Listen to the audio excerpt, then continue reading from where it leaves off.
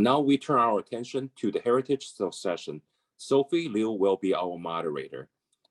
Sophie, the time is yours. You have the next 20 minutes. Hello. Hello, everyone. Welcome to the Heritage session, the Culture and Arts Heritage session.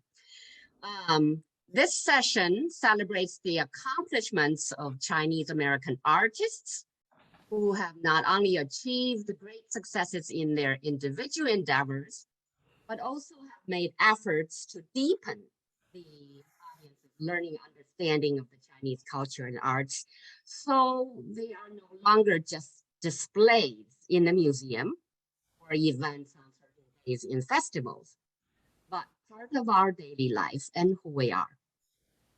From this perspective, I want to highlight the achievement of Ms. Gao Hong this year so far. She was our last year's guest speaker. The music of Gao Hong's concert at the Ordway was a great success with a full house and has earned many praises from top media outlets in Minnesota and in America. On April 3rd, 2022 was proclaimed by St. Paul Mayor Melvin Carter as Gao Hong Day. And I hope many of such big, huge success from our Asian Chinese community will come true in the near future. Coming up, I am much honored to present to you 4 speakers. Now you see them on the screen. First, let's welcome Mr. Greg Hugh. Sophie, sorry to interrupt you for just 1 second. I think maybe your scarf, when you turn, your voice is muffled. So just want to make sure everybody can hear you clearly. Oh, okay. I can hear you. Better? Should I repeat what I just said? Nope, I think you're good. You're good. I just want to make sure everybody can hear you clearly. You're good. Okay. All right. Thank you. Hi, Greg. How are you? Hi, Sophie. Thank you. Thanks for coming on. Without further ado, I would like to, as the publisher of China Insight, what motivated you to start China Insight? Well, the original intent was to basically provide information for people trying to do business in China and hopefully getting consulting work. But soon after we started, it was decided that it was more important that China Insight would be more of a bridge between the United States and China to help promote understanding between our culture and business understanding. So consequently, and focus on local events within the Twin Cities, which actually has some of the earlier speakers. We have a very vibrant Asian American community, which I have learned even being raised in Chicago, Chinatown. Yeah. You being the publisher for China Insight, the only English Chinese American newspaper of this kind for 21 years. Looking back, could you tell us some of the most memorable experiences that you are so proud of, and we are so proud of? Well, early on, when Yao Ming was a noted basketball player for the Houston Rockets, we saw the opportunity to work with the Timberwolves and sponsor their events. And then they were also interested in putting on a expo at the Target Center, which enabled us to invite organizations to promote Chinese culture and calligraphy.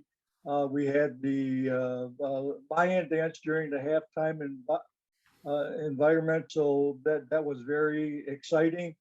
And then later on, we expanded that to put on a Passage to China event at Mall of America, which was a signature event that would enable us to invite, well, at our peak, we probably had 45 organizations that were putting on demonstrations of performance and teaching That's culture right. and history.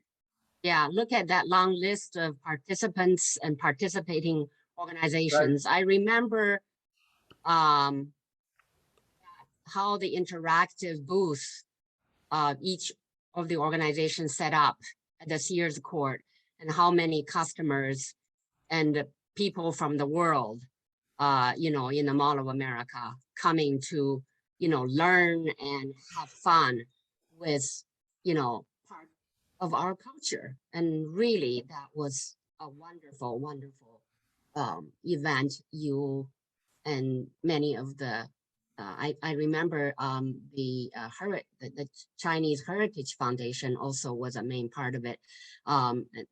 We really appreciate that. I think the audience, many of us have attended that event. Sorry, I don't mean to interrupt you. Well, and since then, we've also been able to be involved with the campaign to award the Congressional Gold Medal to Chinese American veterans of World War II, and continue that, and then now support the Chinese Garden in St. Paul. Yeah, yeah. Thank you, Greg, for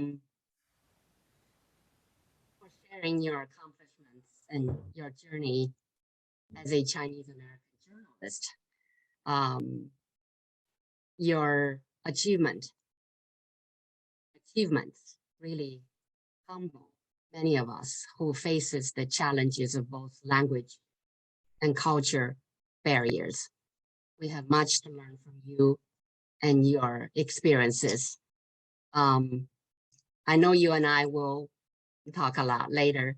Thank you so much for coming up. Our next speaker is Kathleen Ryer.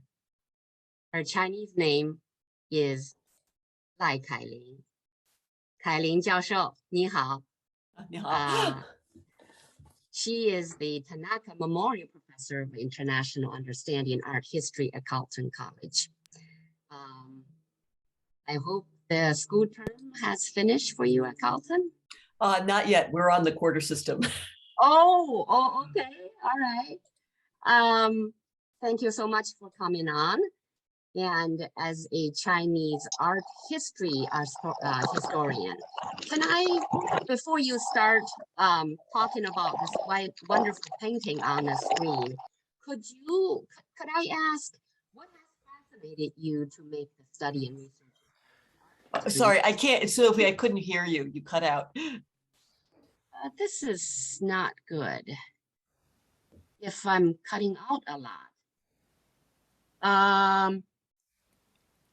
May I ask, what has fascinated you to make the study and research of Chinese art history, particularly Ming painting, a career?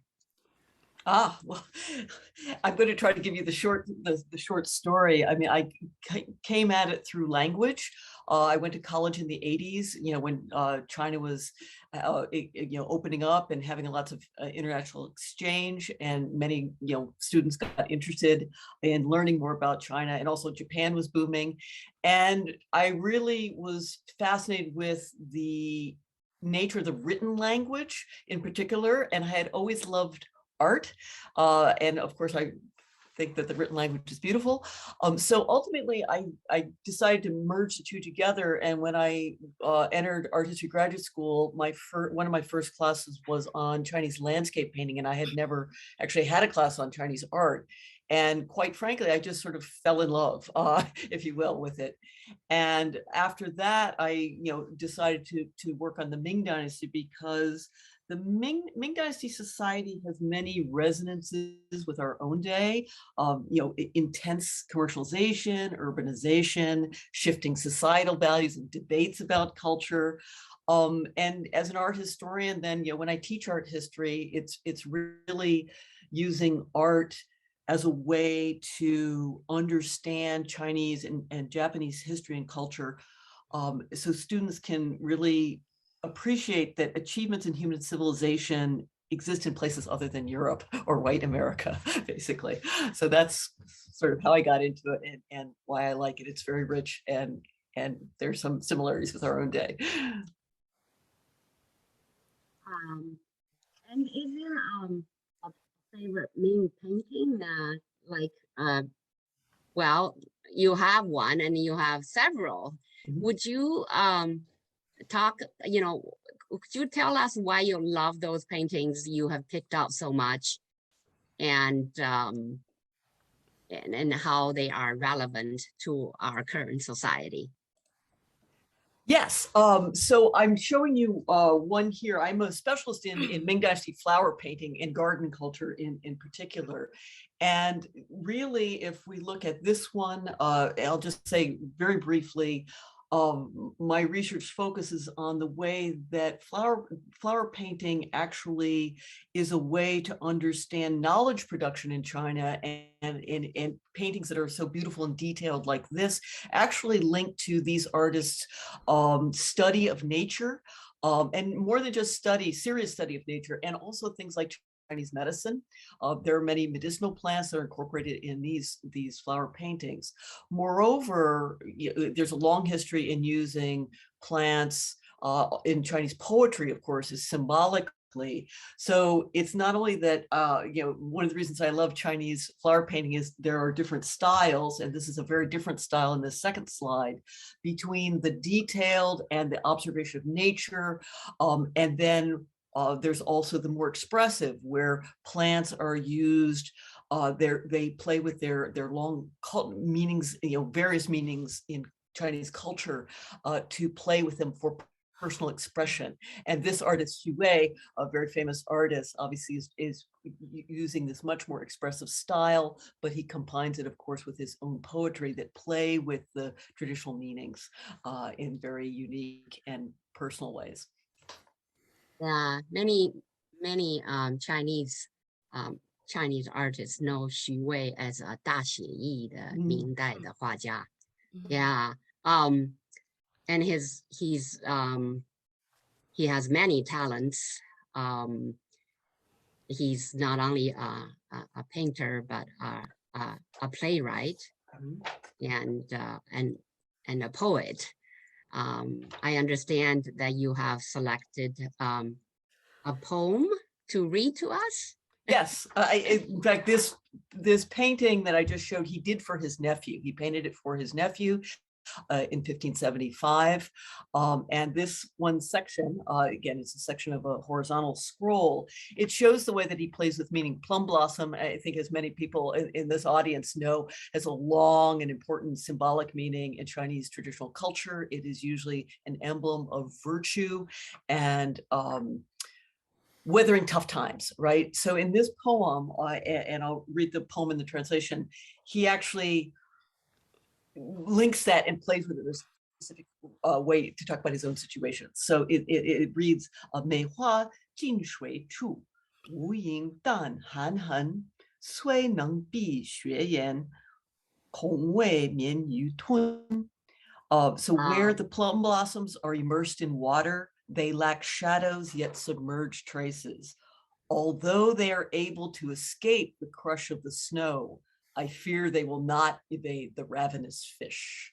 So again, usually it's a very positive image, and this is actually quite negative. There's a lot of danger to the plum blossoms. And he, he had a very precarious political situation and had many tragedies in his life. Yes, so he uses it in a very personal and specific way that's also very original. So that's what I love about Chinese painting, this wonderful way it can do all these things. Well, thank you so much, Professor Ryer, Kai-Ling 老师. Thank you for coming on to give us a wonderful dose of Ming Dynasty painting and these artists. We wish you the best of luck in your career. Can we hear, is my speaker okay now? Okay. Our final speaker or speakers are a couple, a husband and wife team of Chinese musicians. 金湖大师胡振刚先生和乐琴大师胡梅老师。Their speech will be in Chinese, and its translation will be prompted on the screen. Here, we want to especially thank our non-Chinese speakers for coming to this forum. 谢老师、胡老师，欢迎你们。首先请谢老师或者胡老师介绍一下，很快的介绍一下京胡在中国音乐中的地位和角色吗？好的，这个京胡呢，在京剧里边呢，它是这个占一个重要的一个角色。那么京剧呢，在国际上来讲呢，就是已经得到一个非常好的，就是这个见证，就是说它是中国的这个国粹。那中国京剧呢，它主要是一个综合艺术，它囊括了就是说主角呢，我们看就是说大老板嘛，就是作为一个剧团里面的老板，然后呢就是主演。还有下边什么文场、武场啊，这些包括这些，那它京剧的体现呢是这个就跟一颗白菜一样，它要是每一个环节都要特别精细，配合特别默契，那么今天我主要是讲呢，我这个京胡，在这个京剧的位置呢，它是。戏曲就是唱腔跟音乐的主要的表演，这方面的来体现，真正的好的这个大师，他都有他自己的这个琴师，这个琴师呢就负责给他这个音乐唱腔啊这方面的来辅助，那这个每个大师都有自己的这个特长，自己专门的这个琴师，自己特色的一些东西。我和我太太来到美国以后呢，开始是艺术交流过来演出，那么随之而来呢，就是要我们从这个京剧的这个综合艺术里边，就是脱出来。那变为呢，就是京胡跟乐琴来演示中国的这个京剧，对，作为独奏乐器，独奏或者合奏，这是很大的变化。对，所以说呢，要做一些调整。那比如说从音色上、音准上因为过去的这个胡琴的音准，它是有它自己的一些特点的，所以说呢，我们就要在这方面呢要下大功夫，能够让当地的观众能够接受，能够欣赏到我们的这个美妙的这个音乐，所以我们这个在这个基础上呢，就是开始就是要注重要跟这个交响乐要一起合奏，那我们这个一开始就是说，拉这个夜深沉的时候，是在这个跟这个大学的一个交响乐来合奏这个，当时这个效果是很好的，就是初步呢能够，中国的京胡能够跟交响乐能够融在一起，这是第一步。那么我们来到明州以后呢，跟这个明州这个交响乐团来合作这个演出。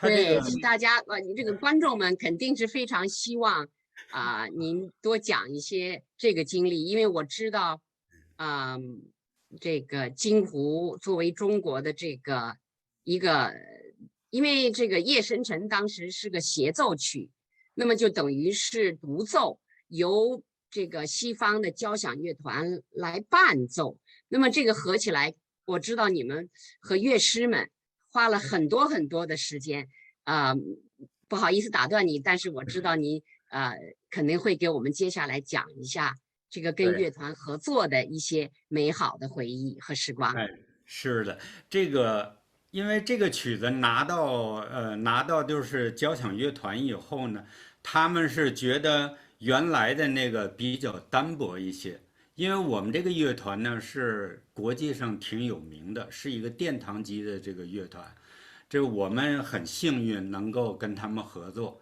所以说呢。我们就又找的国内的这个著名作曲家，像马俊呐、还有韩光啊，就是重新按照交响乐队跟胡琴的一种方式重新配的器，也可以说就是量身定做了，跟这个这明州交响乐团的合作这么一个曲目。当时我记得这个特别振奋的就是一开始第一次练乐的时候，那个乐手跟我们一起过了一遍，过一遍以后呢，那个乐手之间还有指挥什么的特别兴奋，都感觉就是说我们合作是非常成功的，就觉得好像这一碰撞，整个这个音乐各个方面的那种感觉全都来了，所以这个是一个非常激动的一个开始。然后就是演出的时候呢，而且效果也是特别好。观众也是很热烈，另外这个乐手们个个都是配合的非常默契，这是我们非常激动的一个点，所以说这场演出呢是得到了圆满的成功。我觉得听你们讲，而且我记得啊你们告诉我，就是我本来觉得这种合作可能会有很困难的地方，但是这个交响乐团的音乐一起来，随着你们这个京胡和乐琴的这个独奏呢，他们加进来以后呢，就感觉到乐师们能够理解中国的音乐，这一点呢，是我觉得两位老师最大的成功，也是我们华裔中国人感到非常欣慰的地方呀。胡老师，您还有什么可以跟我们讲一下的吗？哎呀，我就再补充一下，就是京胡在和西洋交响乐合作中的这个是怎么配合的？京胡呢与西方交响乐合奏，它就是一个完美的中西合璧。其中京胡的演奏呢，要做到既不丢失传统，又要有新的突破。所以，因为京胡在很多中国民族乐器中呢，它是一个非常独特的这么一件乐器，所以它的配合和西洋交响乐的配合呢，就是怎么说呢，很震撼，因为它的声音很高，就是高调出场。交响乐是压不过它的，所以它的主旋和它的叙事性和故事性都非常非常突出。那么我们在这个过程中呢，就是要做到，在这个音色呀，或者是这个音质啊，突出这个京胡的亮、脆、柔、快这种节奏感和它的震撼力上，我们就是也是下了很大的功夫。所以呢，通过这次的演出呢，也是收到一个很好的效果，同时也给我们了一个很好的这么一个平台来展示我们中国的国粹。谢谢两位老师，我知道我们两位老师给大家准备了一个小小的惊喜。The two masters have prepared a treat for us to welcome the coming of the spring and happy Mother's Day. 最后再次谢谢两位老师。谢谢大家，谢谢您。这首曲子是跟交响乐团一起同台演出的时候的一个 encore， 叫《迎春》。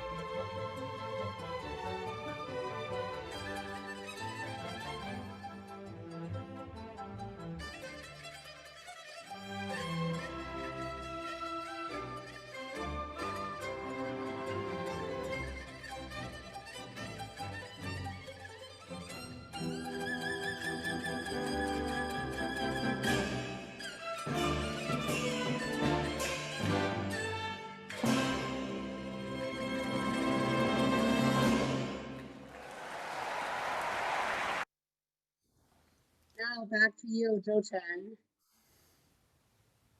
That was very wonderful. I love the music. I love the music. I love the art. Thank you so much for moderating. I know we had a little bit of technical difficulties, but we overcome that. Thank you so much for everyone.